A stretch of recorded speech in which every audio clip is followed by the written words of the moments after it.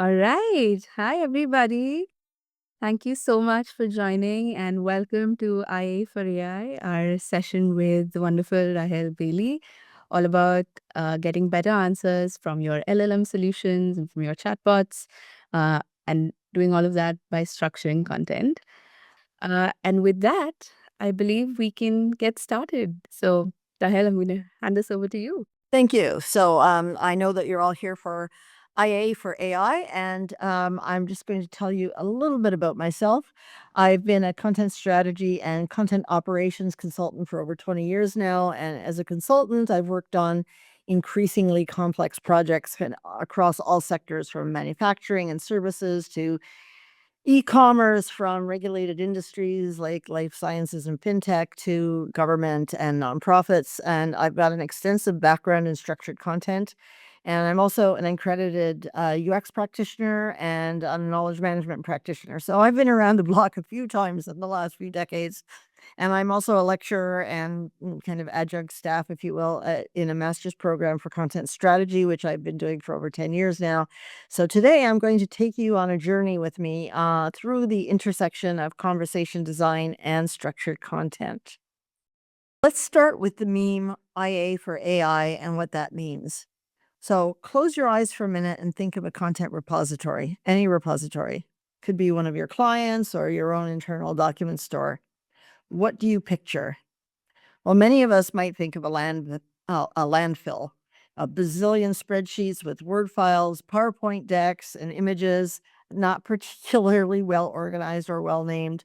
You get file names such as Architectural Framework version 3 final or New Proposal, longer description.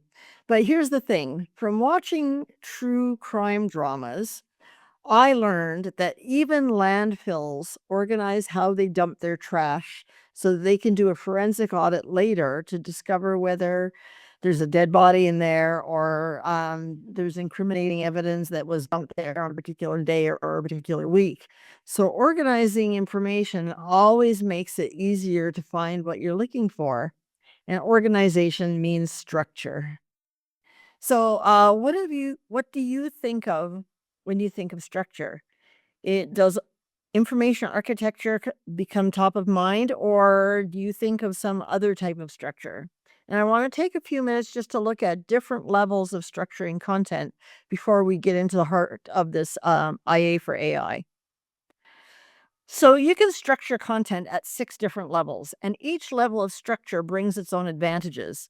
So this image might be a bit deceiving because it looks like a definitive hierarchy when really it's more like an above the line, below the line distinction. And that's why I put a red line behind content level sorry, golden line between the content semantics. So you can think of this as an on-page, off-page split or a document-specific treatment versus a body of knowledge treatment. And I want to briefly touch on each of these types of structure, starting with editorial conventions and working our way up from there. So, what's often called editorial structure is actually a set of editorial conventions.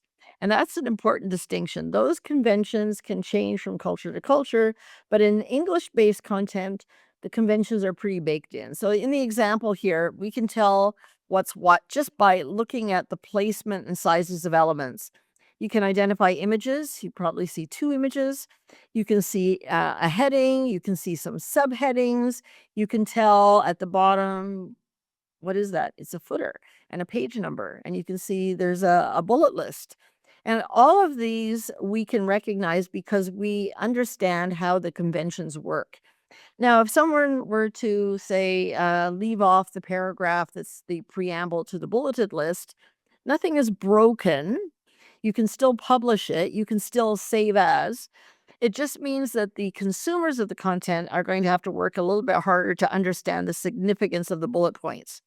So, marketing material and advertisements, they break these conventions all the time, but we still understand the message.